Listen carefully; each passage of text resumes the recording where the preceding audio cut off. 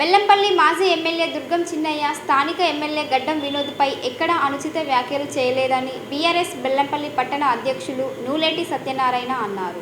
శుక్రవారం Bellampalli press club లో ఏర్పాటు చేసిన విలేకరుల సమావేశంలో మాట్లాడారు. సింగరేణి క్వార్టర్లకి విద్యుత్ కనెక్షన్లు తొలగిస్తున్నారని తెలిసి మాజీ ఎమ్మెల్యే దుర్గం చిన్నయ్య కార్మిక కాలనీలను సందర్శించి అక్కడి సమస్యను ఎమ్మెల్యే వినోద్ దృష్టికి తీసుకొచ్చి తాత్కాలిక పరిష్కారాన్ని చూపారన్నారు. దీన్ని కాంగ్రెస్ నాయకులు కొండంతంగా చూపి గురువారం కాంగ్రెస్ పార్టీ కార్యాలయం వద్ద కార్యకర్తల సమావేశం ఏర్పాటు చేసి మాజీ ఎమ్మెల్యే చిన్నయ్య ఎమ్మెల్యే వినోద్ పై అనుచిత వ్యాఖ్యలు చేశారని ఆరోపణలు చేయడం సరైంది కాదన్నారు. ఎమ్మెల్యే వినోద్ నియోజకవర్గంలో ప్రజలకి అందుబాటులో ఉండడం లేదని మాత్రమే చిన్నయ్య విమర్శించారని తెలిపారు. గత ప్రభుత్వ హయాంలో మాజీ ఎమ్మెల్యే దుర్గం చిన్నయ్య సింగరేణి C&MDతో మాట్లాడి బెల్లంపల్లి పట్టణంలో 7,000కు పైగా కార్మికులు నివసించే క్వార్టర్లకి పట్టాలను అందజేశారన్నారు. ఎమ్మెల్యే వినోద్ కి కార్మిక కుటుంబాలపై ప్రేమ ఉంటే మిగిలిపోయిన మరో 3,000 మందికి పట్టాల్ని అందించాలని సూచించారు. కొంతమంది కాంగ్రెస్ నాయకులు ఎమ్మెల్యే వినోద్ దగ్గర మంచి పేరు సంపాదించాలనే ఉద్దేశంతో మాజీ ఎమ్మెల్యే దుర్గం చిన్నయ్య లేనిపోని ఆరోపణలు చేస్తున్నారని,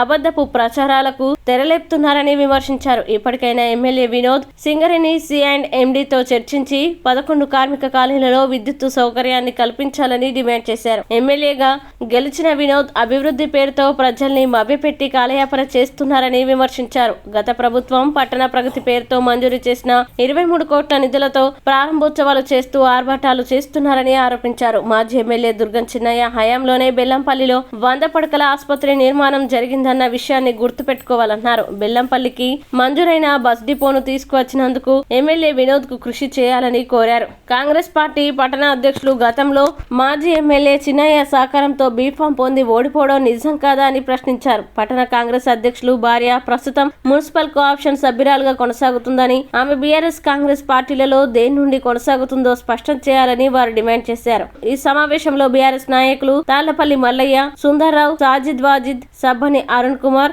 అలీబాయ్, గోపి, కాంపల్లి రాజం, లింగంపల్లి రాములు, అచ్చ సత్యనారాయణ, ఖలీల్ తదితరులు పాల్గొన్నారు.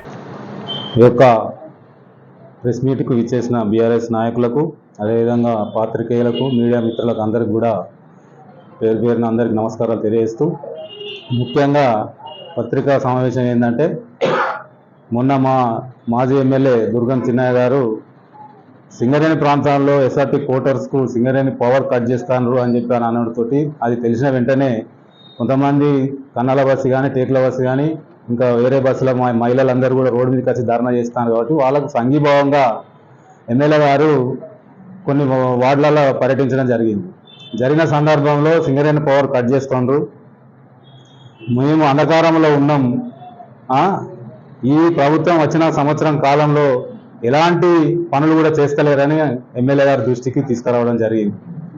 ఆయన సానుకూలంగా స్పందించి, సరే అధికారులతోటి, సింగరేణి అధికారులతోటి కానీ, ఎలక్ట్రికల్ గవర్నమెంట్ అధికారులతో కానీ, GM గారితో కానీ, C&MD గారితో కానీ మాట్లాడతామని చెప్పడం జరిగింది.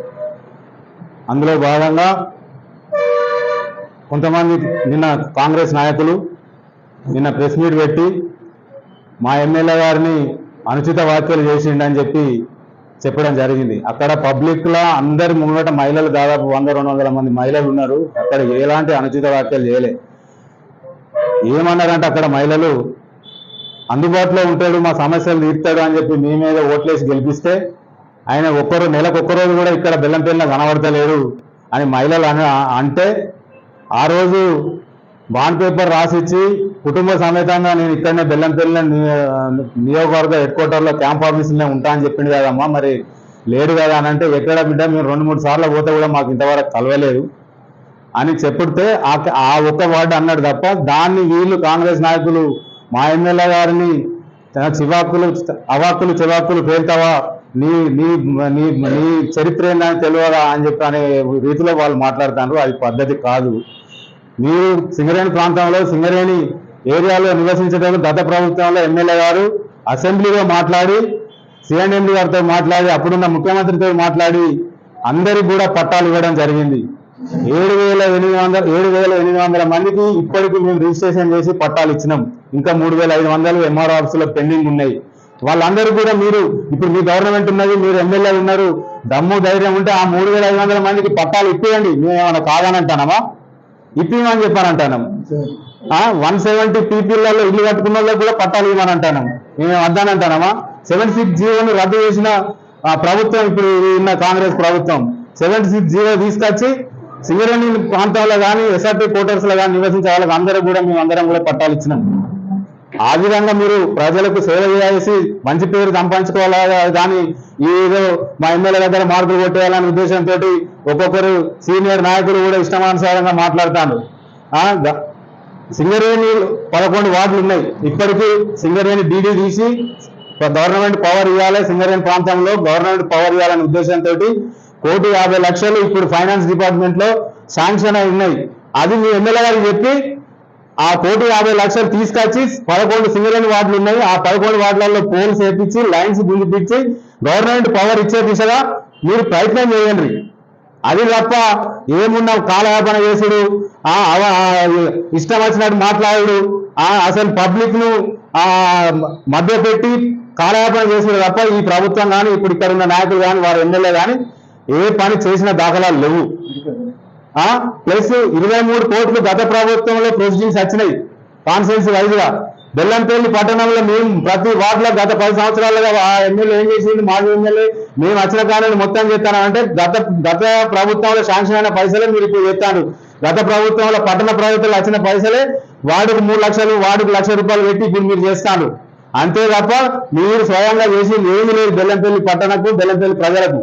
బెల్లంపల్లికి మెడికల్ కాలేజ్ తెస్తా అని చెప్పినావు. ఏది మెడికల్ కాలేజ్ ఉన్న గవర్నమెంట్ 100 పాఠశాల గత ప్రభుత్వంలో మా ఎమ్మెల్యే గారు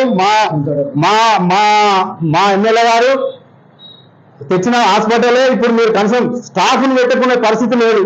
మీ ప్రభుత్వంతో మాట్లాడి, మీ ఎమ్మెల్యే గారితో మాట్లాడి సొంత పైసలతోటి మెడికల్ కాలేజ్ కట్టిస్తాంటివి. మెడికల్ కాలేజ్ గురించి బెల్లంపల్లి పట్టణ ప్రజలు ఎదురు చూస్తారు. పాలిటెక్నిక్ కాలేజ్ అప్గ్రేడ్ చేసి ఇంజనీరింగ్ కాలేజ్ చేస్తా అని చెప్పినట్టు ఇంతవరకు ఆ ఇంజనీరింగ్ కాలేజ్ అతిగతి లేదు. పక్కకు చెన్నూరు నియోజకవర్గం ఇంజనీరింగ్ కాలేజ్ వచ్చింది, బస్ డిపో వచ్చింది. మరి బెల్లంపల్లి నియోజకవర్గానికి బస్ డిపో రావాలి కదా.